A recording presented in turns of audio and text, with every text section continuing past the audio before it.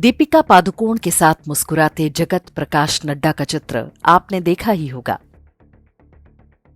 नड्डा जी के स्वास्थ्य मंत्रालय ने दीपिका को भारत का पहला मेंटल हेल्थ एम्बेसडर बनाया। ये दृश्य देखकर देश को जेएनयू छाप टुकड़े टुकड़े गैंग से लेकर और बहुत कुछ याद आ गया। कुछ ने नड्डा जी के इस लिजलिजे व्यक्तित्व के लिए उन्हें नमन किया, कुछ ने आश्चर्य जताया कि मोदी सरकार और उनके मंत्रियों की ये कैसी मृगतृष्णा है कि हर बार वे उन लोगों से ही चिपकने का प्रयास करते हैं जो उनके घोषित शत्रु रहे हैं, या ऐसे लोग जो हिंदुओं से घृणा के लिए जाने जाते हैं। अपने शत्रु से प्रशंसा पाने की ये ललक भी एक प्रकार का मानसिक रोग है, लेकिन इस वीडियो में हमारा विषय वो नहीं है। नड्डा जी भारतीयों के मेंटल हेल्थ को लेकर क्यों इतने चिंतित हो उठे? उन्हें क्यों इसके लिए एक एम्बेसडर की नियुक्ति करनी पड़ गई? मानसिक स्वास्थ्य एक गंभीर विषय है, इसके बारे में जागरूकता आवश्यक है, लेकिन जब भी किसी समस्या में ग्लैमर का तड़का लगाया जाता है तो हमें तत्काल सतर्क हो जाना चाहिए। ये संकेत है कि उस समस्या की मार्केटिंग शुरू हो चुकी है। अमेरिकी पत्रकार इथेन वॉटर्स ने एक पुस्तक लिखी है, क्रेजी लाइक अस। इसके अनुसार 90 के दशक में अमेरिकी दवा कंपनियों ने अनुभव किया कि उनका घरेलू बाजार पूरी तरह से सैचुरेट हो चुका है। अमेरिका में 6 में से 1 व्यक्ति किसी न किसी मानसिक समस्या की दवा लंबे समय से ले रहा है। डिप्रेशन के नए बाजार के रूप में जापान को चुना गया। इसके 2 कारण थे। एक तो जापान में पारंपरिक रूप से आत्महत्या की दर बहुत अधिक थी, और दूसरा ये कि जापान में लोगों की क्रय क्षमता, बाइंग कैपेसिटी बहुत अच्छी थी। जापान की कई हीरोइनों और अन्य सेलिब्रिटीज से प्रायोजित इंटरव्यू कराए गए। वे अपने डिप्रेशन, एंग्जाइटी और अन्य मानसिक समस्याओं के बारे में बात करती। ये सनसनीखेज तरीका था जिससे लोगों को लगता था कि एक सफल और ग्लैमरस व्यक्ति भी अपने निजी जीवन में डिप्रेशन का शिकार हो सकता है। 90 के दशक के अंत तक जापानी टेलीविजन चैनलों पर आने वाले शोज में डिप्रेशन सबसे अधिक प्रयोग होने वाला शब्द था। कई जापानी हीरोइनों ने बड़े गर्व से बताया कि वे डिप्रेशन की रोगी रही हैं, लेकिन वे इसे छिपाती नहीं हैं।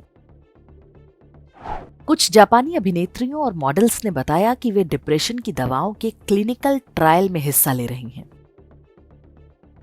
जापान में 10 साल के अंदर डिप्रेशन के विषय पर 177 पुस्तकें लिखी गईं।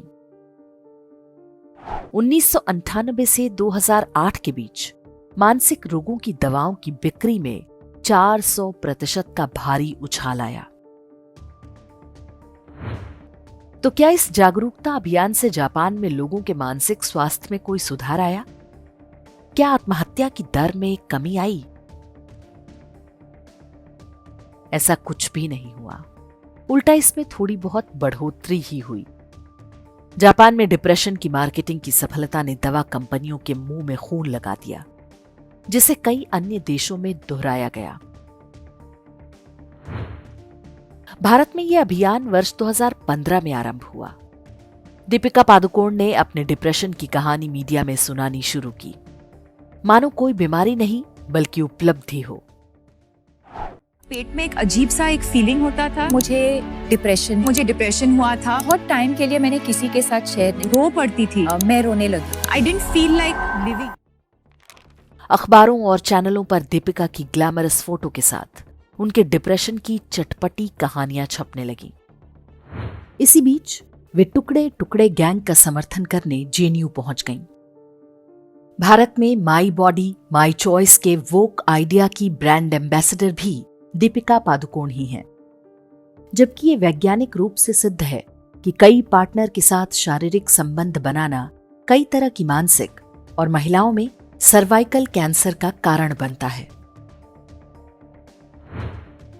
दीपिका पादुकोण के डिप्रेशन की सच्चाई वर्ष 2020 में सामने आई, जब उनकी ही सेक्रेटरी ने बताया कि वो ड्रग्स लिया करती थी। ठीक उसी समय अनुष्का शर्मा को भी अपने डिप्रेशन भरे दिनों की याद आने लगी थी। परिणीति चोपड़ा और इलियाना डिक्रूज ने भी मीडिया के आगे आकर अपने डिप्रेशन की इमोशनल कहानियां सुनाई। शाहरुख खान, करण जौहर, वरुण धवन, ऋतिक रोशन जैसे बड़े स्टार्स ने भी स्वयं को डिप्रेशन का मरीज घोषित कर दिया। बॉलीवुड की फिल्मों और वेब सीरीज में डिप्रेशन सबसे हॉट विषय बन गया। इसकी शुरुआत भी 2015 में ही दीपिका पादुकोण की फिल्म तमाशा से हुई। डिप्रेस्ड होना धीरे धीरे फैशनेबल हो गया। सामान्य गृहिणी से लेकर स्कूल कॉलेज के बच्चों तक ये कहना कूल है कि मुझे डिप्रेशन है, मुझे एंजाइटी है, मुझे पैनिक अटैक्स आते हैं। यदि कुछ कमी रह गई हो तो YouTube पूरी कर देता है, जिस पर ढेरों एक्सपर्ट्स बैठे हैं जो पूरी तरह स्वस्थ व्यक्ति को भी कन्विंस कर देते हैं कि उसे बाइपोलर पर्सनालिटी डिसऑर्डर है या वो PDSD यानी प्रोलॉन्ग्ड ड्यूरेस स्ट्रेस डिसऑर्डर का शिकार है। ऐसा नहीं है कि मानसिक बीमारियां समस्या नहीं। यदि मार्केटिंग के जरिए उसे फैशनेबल बनाया जाएगा तो कई ऐसे लोग भी फंसेंगे जिन्हें दवाओं की कोई आवश्यकता नहीं। भारत में जब तक संयुक्त परिवार थे, बच्चे माता पिता, भाई बहन, चाचा बुआ, दादा दादी से अपने मन की बातें कर पाते थे। अब वो विकल्प नहीं है, इसलिए खतरा निश्चित रूप से अधिक है। लेकिन जो आंकड़े बताए जा रहे हैं उन पर हमें विश्वास नहीं करना चाहिए। मनुष्य के किसी व्यवहार को कब बीमारी कहा जाएगा, इसका पैमाना अभी पूरी तरह से अमेरिका से आयातित है। मेंटल हेल्थ की परिभाषा तय करने वाली भी अमेरिकी दवा कंपनियां हैं, जो चाहती हैं कि उनके अधिक से अधिक ग्राहक तैयार हों। बीते वर्षों में एक नई बीमारी गढ़ी गई है, जिसका नाम है सोशल एंजाइटी। हम सभी जब कोई नया काम करने या इंटरव्यू देने जाते हैं तो हमें थोड़ी घबराहट या नर्वसनेस होती है। ये एक सामान्य व्यवहार है, लेकिन अब बाजार में इसकी भी दवा उपलब्ध है। साइकोट्रोपिक दवाएं हार्मोन्स को नियंत्रित करती हैं। इनकी लत लगने का खतरा होता है। कई बार साइड इफेक्ट्स भी हो सकते हैं, लेकिन दवा कंपनियों को इससे कोई फर्क नहीं पड़ता।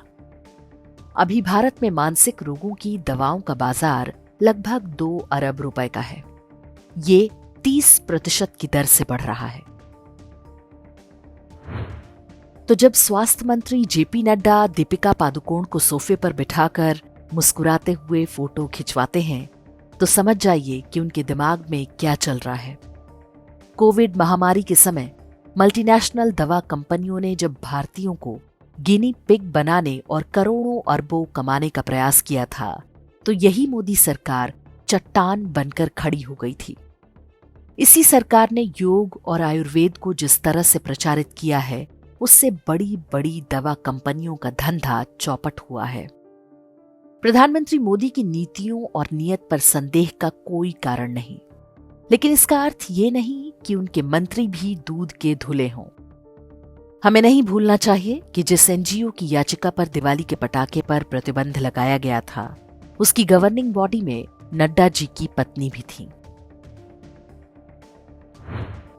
डिप्रेशन हो या कोई अन्य मानसिक समस्या, ये एक सच्चाई है। इसका उपचार आवश्यक है। अमेरिकी कंपनियों से लेकर भारत के नेताओं और कलाकारों तक सबको इस आपदा में अवसर दिखाई दे रहा है। इस सत्य को जाने ताकि उनके झांसे में ना आए। वे स्वास्थ्य नहीं, बीमारी बेच रहे हैं।